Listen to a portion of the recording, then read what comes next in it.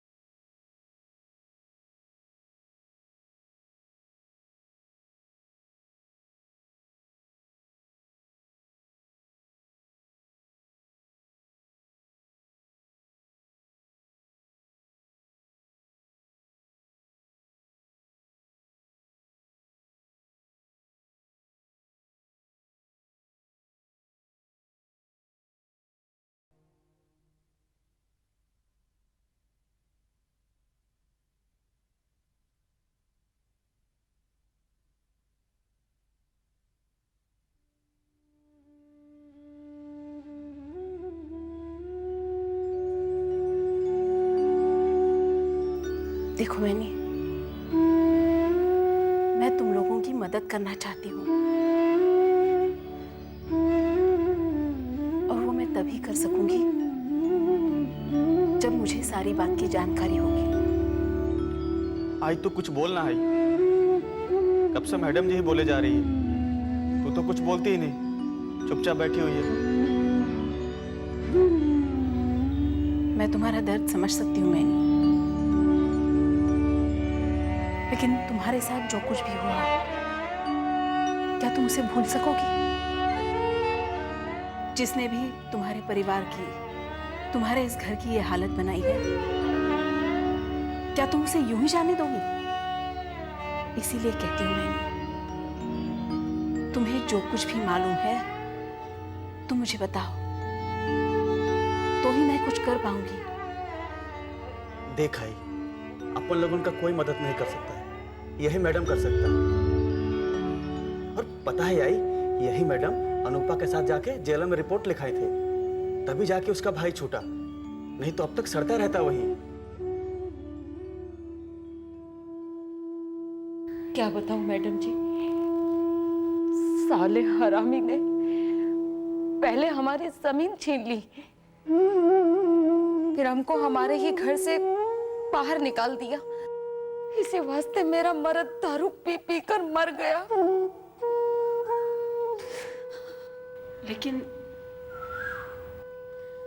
लेकिन ये सब हुआ कैसे? मेरे मर्द से बस एक ही गलती हुआ। अपने जमीन के कागज लेकर उस हरामी शंकर तिवारी के पास चला गया।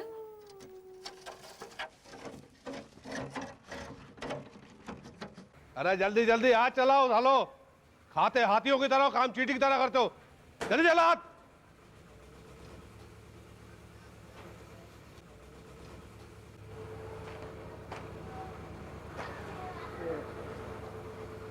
अरे जान दे उदय, भेज उसको ऊपर। अरे चल, दद्दा बुला रहे हैं।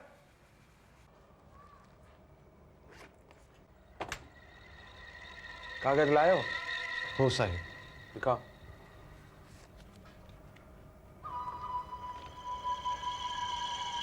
असली है या फर्जी? असली है साहिब, फर्जी कैसे हो सकते हैं? ठीक है ठीक है, इन्हें चेक तो कराना होगा ना, देखना पड़ेगा असली भी है या नकली। असली है साहिब। हाँ वो तो पता चल ही जाएगा। ठीक है तुम जाओ, अगले सोमवार को आना। हाँ पैसे वैसे की बात तभी करेंगे।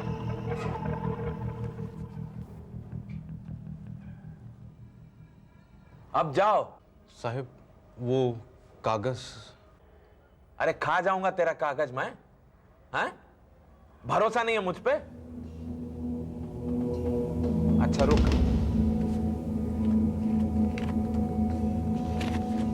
ये ले, रख ले। नहीं नहीं, ये बात नहीं है साहिब, मैं वो कागज छोड़कर नहीं जाऊंगा। कागज तो तुझे छोड़ना ही होगा। सवाल उठता है तेरे जाने का। तू अपने आप यहां से जाता है या फिर तुझे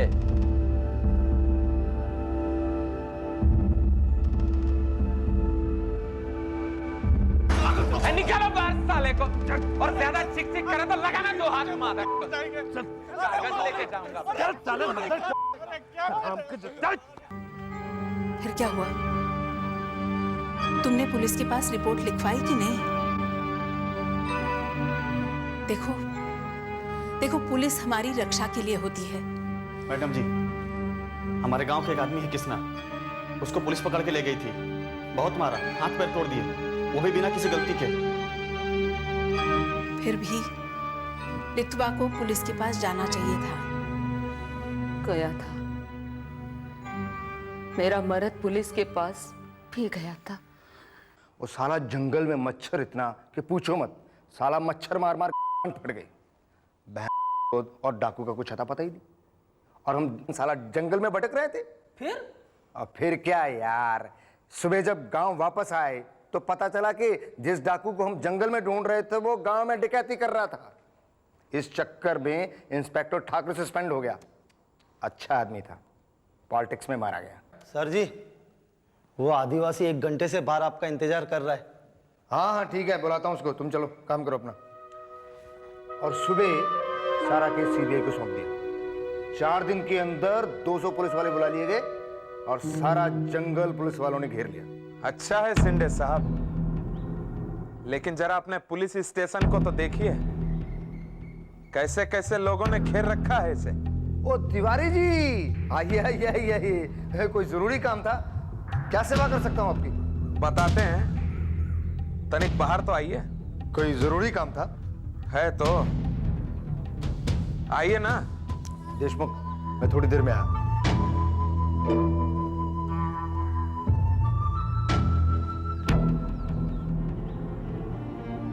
लितवा को तब इस बात का पता चला कि शंकर तिवारी ने पुलिस को खरीदा हुआ था। बाद में उसे ये भी मालूम पड़ा कि वो अकेला नहीं था जिसके साथ ऐसी धोखाधड़ी की गई थी। गांव में और भी कई लोग थे जो उसकी तरह शंकर तिवारी या दूसरे बिल्डर्स की ऐसी ही किसी चाल के शिकार हो चुके थे। किसी की समझ में नहीं आ रहा था कि वो मदद के लिए किसकी तरफ देखें। लितवा को ये सब एक बुरे सपने जैसा लग रहा था, पर उसे ये नहीं मालूम था कि ये उस बुरे सपने की बस शुरुआत भर थी। मैंने तेरे से पहले ही कहा था, अरे कागज लेकर उसके पास मत जा, पर तू है कि मेरी बात मानता ही नहीं। चुप बैठ, यहाँ पहले इतने लफड़े हो चुके हैं और तू है कि अपना रेडियो चालू करके बैठी है। तो अब क्या करेगा? वही तो सोच रहा हूं मैं। वो पुलिस भी साले शंकर तिवारी के साथ है। सब साले चोर हैं मार। कुछ समझ में नहीं आ रहा है, क्या करूं मैं। बापू, वो सुखी काका कह रहे थे कोर्ट में जाके केस कर देना चाहिए। अच्छा, तू चुप बैठ। देखो जी, ये कोर्ट कचहरी के चक्कर में मत पड़ना। अरे एक बार मेरी बात नहीं मानी तो ये सब हो गया। और पागल मत बन। खाना लगा दूं? भूखा रहने से क्या फायदा, खाना खा ले। मेरा मन कहता है कि सब ठीक हो जाएगा।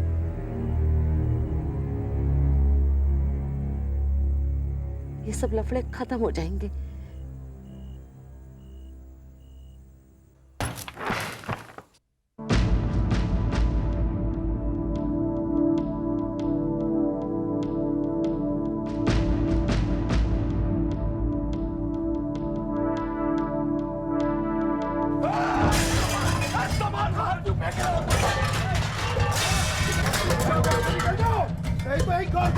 अरे तुम कौन होते हो सामान बाहर फेंकने वाले?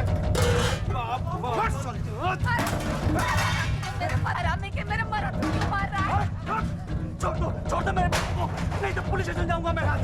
जाना, जा। तिवारी जी वहीं बैठे हैं पुलिस स्टेशन में, जा। कान खोल कर सुन लो, मैं जो कोई भी तिवारी जी की बात नहीं मानेगा ना, उसका यही हाल होगा। इसी तरह उखाड़ कर फेंक देंगे हम। समझे? निकाल यहाँ से। अपने पास तो तभी रहने को जगह नहीं था। कैसे कैसे करके ये घर बनाया,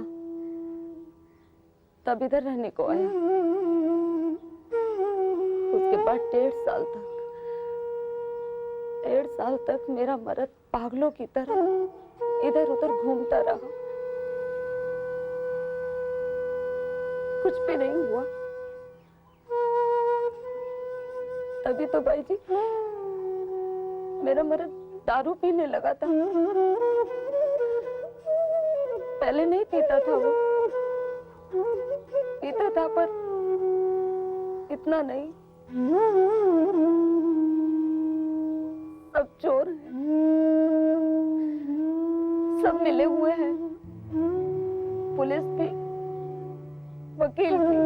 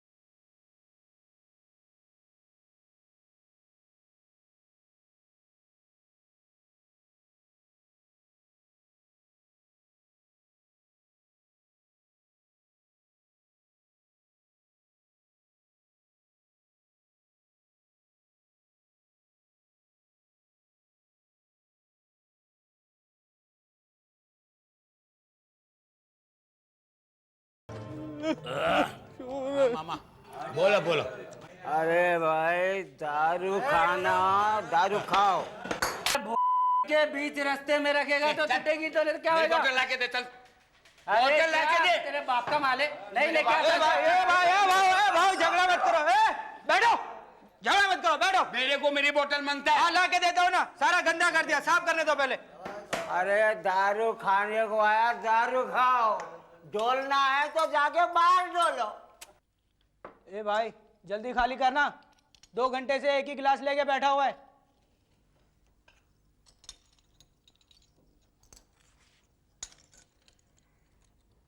ए भाई मैं तेरे से बोल रहा हूँ जल्दी खाली कर, मेरा सेठ चिल्लाता है इधर।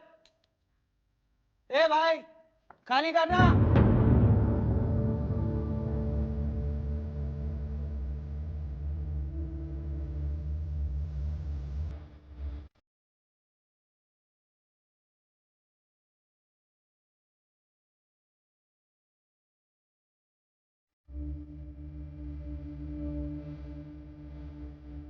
नहीं, तुमने कहा तुम कोर्ट कचहरी गए थे, वहां से कोई कागज मिला? हाँ मिला तो था, अंग्रेजी में कुछ लिखा था, पता नहीं क्या। तो क्या वकील ने तुम्हें बताया नहीं उसमें क्या लिखा था? कुछ तो बताया था, पर बापू नहीं समझा। तो तुमने किसी और को कागज दिखा के पूछा नहीं उसमें क्या लिखा है? मैडम जी, अब मुझे किसी पर भरोसा नहीं। वो कागज तुम्हारे पास है?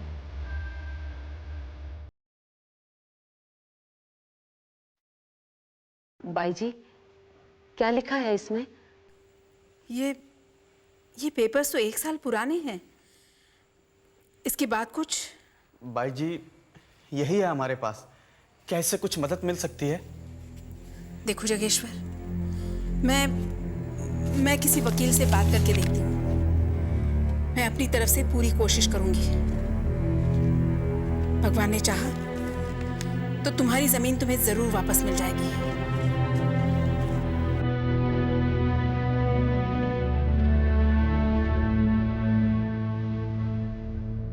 अरे तुम दोनों क्या क्या कर रहे हो इस वक्त? तुम्हें तो दहीसर में होना चाहिए था ना। ततम साली शांता भाई लितवा की घरवाली और उसका बेटा को लेकर जगह जगह घूम रही है। आज तो पुलिस स्टेशन गई थी। वो तो अच्छा हुआ दादा, वहां कोई था नहीं, वापस चली गई। वो साली शांता भाई दादा कोर्ट कचहरी के चक्कर काट के कागज पत्तर इकट्ठा कर रही है। इसका कुछ करना होगा दादा।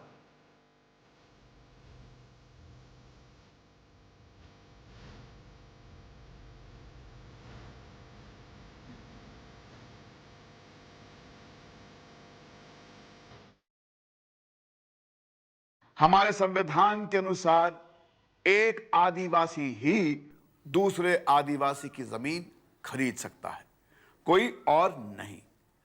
पर लिथवा के केस में इन सभी नियमों का उल्लंघन हुआ है। खरीदना तो दूर, उसकी जमीन पर जबरदस्ती कब्जा कर लिया गया। शांताबाई लिथवा के परिवार की मदद करने की पूरी कोशिश कर रही है, पर शंकर तिवारी जैसे क्रिमिनल के रहते ये कहां तक संभव हो पाएगा, देखेंगे अगले एपिसोड में।